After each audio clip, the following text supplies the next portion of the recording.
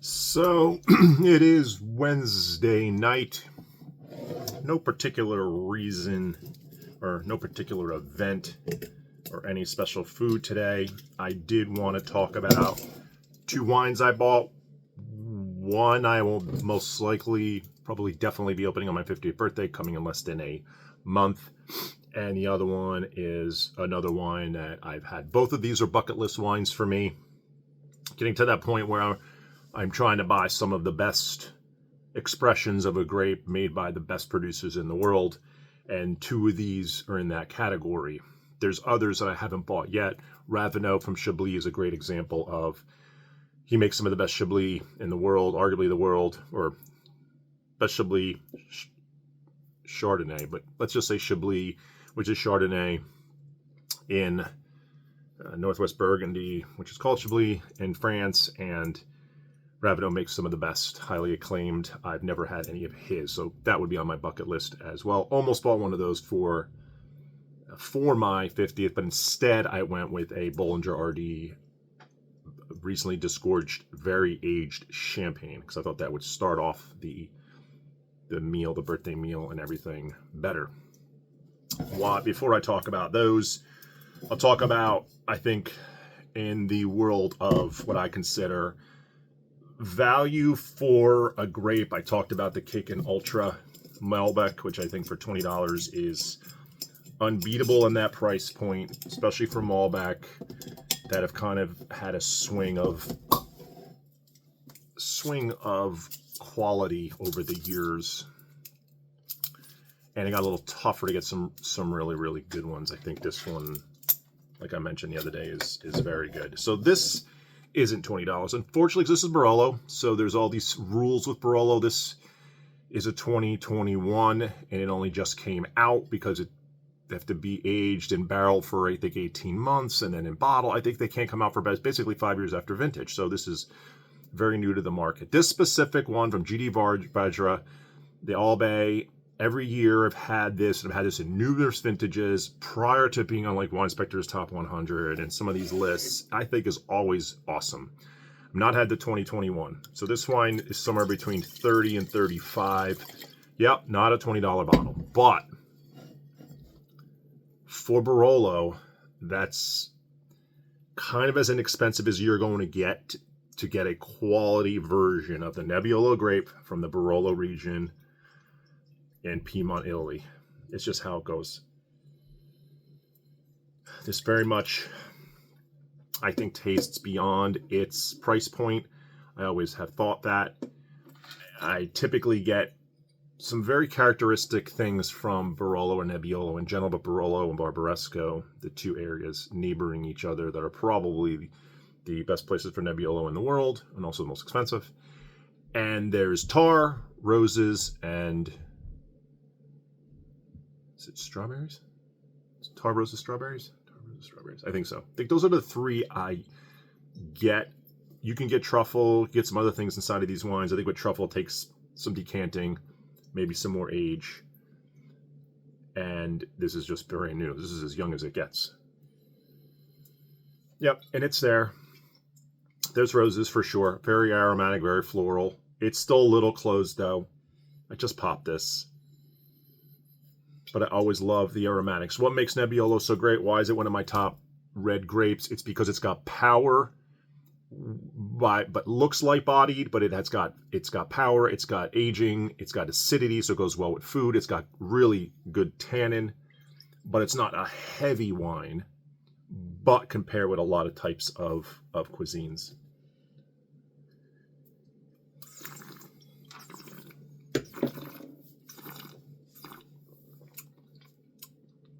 Yeah, see the tannins there, the acid's there. So there's a little baking spice here. Didn't get that on the aroma, but it's definitely on the palate there. Some pomegranate, some cranberry. It's delicious, and at the same time, it's got an elegance to it. I don't believe this style is for everyone, but I don't know that many people that I've tried a Barolo on and said, oh, I hate it. I've had some wines where I've tried some people on and they just dislike it. They don't like it. They like bigger and bolder, darker wines. This is a big wine, high alcohol wine typically, and high tannin, but it's lighter bodied or styled, and then it's got the acidity to boot to let it age and just lift all the flavors.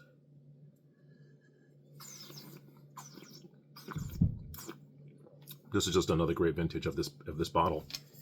There's no doubt. If you want to ever try Barolo, Nebbiolo great. Barolo, the region in Italy that makes probably the best Nebbiolo in the world. Everything's arguably. And yeah, go for it. $30 to $35. I think it's kind of crept up between 32 and 35. So the two wines on my bucket list. So I love Riesling, one of my favorite white wine grapes, and this is Keller from Germany. I've never even seen one of these bottles in a store. So this is Oberhubacher Dalsheim Monopole GG, which means Gross Gewach. So this is a dry Riesling. Unfortunately, it's not unfortunate. It's very young, 2024. I probably will not open this in 10 years, but I'd 3 to 5. I'm probably going to absolutely open this. I wanted to try this. It's one of the best expressions of Riesling, supposedly, in Germany, one of the great winemakers in Germany. This bottle is like $170. So very expensive, of course. And I will not be opening this on my birthday because I do want to let it age a little bit more, but I am very curious to taste it. I don't suspect I'll be buying too many of those. Probably the only one I probably will buy, but found it. First time ever I've ever seen it in a store, and it was a specialty store that ships the wine at temperature 56 degrees and very specifically curated wines, very small wine shop, and they had it. The other one, it's just talking about Nebbiolo, just talking about Barolo, where that's 30 to 35 in that bargain. This is Bartolo Mascalese, and oh my God, Mascalese. Bartolo Mascarello, and this is the 2020. I don't know much about this. This is maybe just his standard bottling. I don't know. He's just one of the great makers of Barolo in the world. In Barolo. And Bartolo Mascarello, legendary winemaker. I've never had this. It's been on my bucket list. And this wine cost, I believe, $250. So, again, very expensive. Probably a one-time thing. Hence my 50th birthday. Because who knows if I'll remember my 60th birthday. So, might as well drink some of the good stuff this year. Have a good, fond memory of them. That's got some age on it, thankfully. So, I'm glad. I was looking for some. When I was buying one of these bottles specifically, I was looking for one with a little bit of age so I could open it, so it wouldn't be overly aggressive on the tannins. Like I said, these tannins are they're present. They do dry out your mouth a little bit, but then the acidity lifts everything else up. No idea what that'll taste like. By far the most expensive Barolo or Nebbiolo I will have consumed in about a month's time. So, really excited to open that and try it finally. I don't know why I waited so long. My big thing was to buy a Chateau Latour First Growth Bordeaux from Pauillac, because I love the Pauillac region of Bordeaux.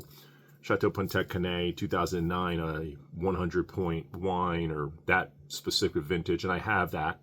And I bought it prior to going through the roof price-wise, and that will be one of the wines I opened up on my birthday as well. But one of the Latour also, I had the opportunity to buy a 2014 Latour for about $500, which is crazy, but it is First Growth, and I've never drank an entire bottle of First Growth. I've drank an entire bottle of Right Bank, the equivalent to First Growth, Cru Classé A, but it doesn't really count. First Growth being the 5 chateaus in the left bank, Chateau Latour being one. I thought after reading about it, it would be most in line with my palate and my likes. And now that the price of those 2014s, 2015s are $600, $700, $800, I said, forget it. It's just gone way too far. So then I decided I got the Champagne for about $250, and then this Bartolo Mascarello for another $250. So that's how I bridged it, or made it work in my mind. Very expensive 50th birthday planned wine and food extravaganza. So it'll be a small, intimate thing, but A lot of great wine I intend on trying that day, or whenever we celebrate that day. So that's it for today. Put this up one more time. GD Varja, Albe. It's almost, the other thing about this is I see it a lot, and I think that's because a couple years in a row now it's made Wine Spectator's list. And I hate lists, I hate scores, but this wine is not overrated. This wine is very, very good. If you've never had a Barolo, if you've never had a Nebbiolo grape, and you've never had a Barolo, go for it. I mean, that's what I would recommend. It's $30 to $35. Won't kill you. Take a break from your Cabernet or your Malbec for a day. If you think it's too harsh or too tannic or too acidic, pair it with food, and I think then it'll really show itself even more. To me, this is better than I prefer this over Cabernet, but that is me. I like some acidity. I like some food-friendly, natured wines. I don't like an overly heavy red. I will drink them, but sometimes they are palate exhausting, and I can only drink so much of it. It's almost like drinking port wine to a degree. I can only drink so much of it. This I could drink a far bit more, 3-4 glasses.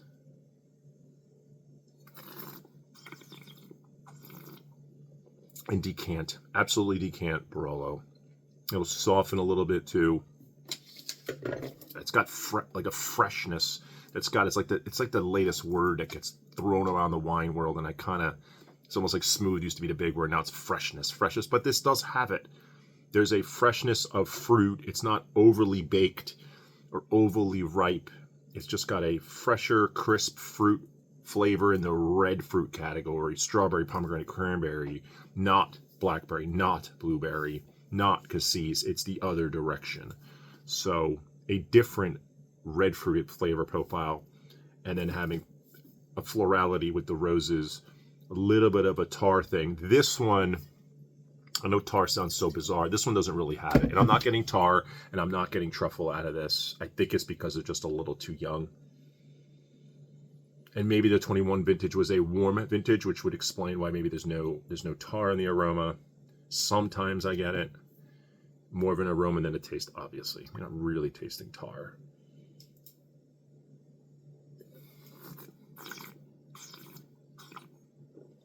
I love this wine. Probably gonna have a glass with my dinner. All right, that's it. Definitely some more videos coming. Don't know really what. I think I'm gonna make a trip to Costco and buy some Costco wines. Last time I did it, I was pleasantly surprised at Trader Joe's. I'm done. Forget it. They're trash. Don't even bother. I know there's other wines at Trader Joe's, but the Trader Joe's ones or anything labeled, they were all crap. It's like literal dog shit. So the Costco ones were surprisingly good. I'd like to see if there's more, and if there's any upper level ones, maybe ones that cost $20. Like the Chateauneuf, the pop for 20, and I don't even love Chateauneuf, but Chateauneuf for $20 is nuts.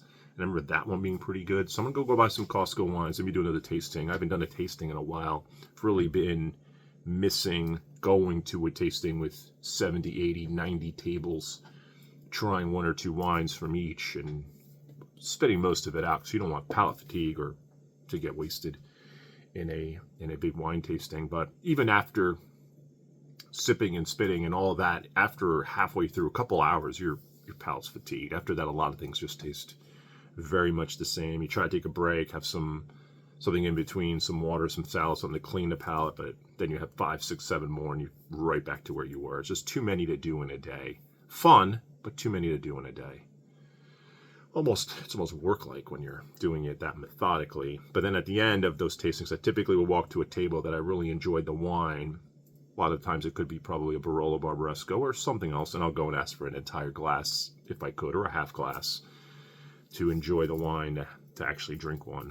But I haven't been to one of those in many, many years, so maybe I'll find a way to get to one this year.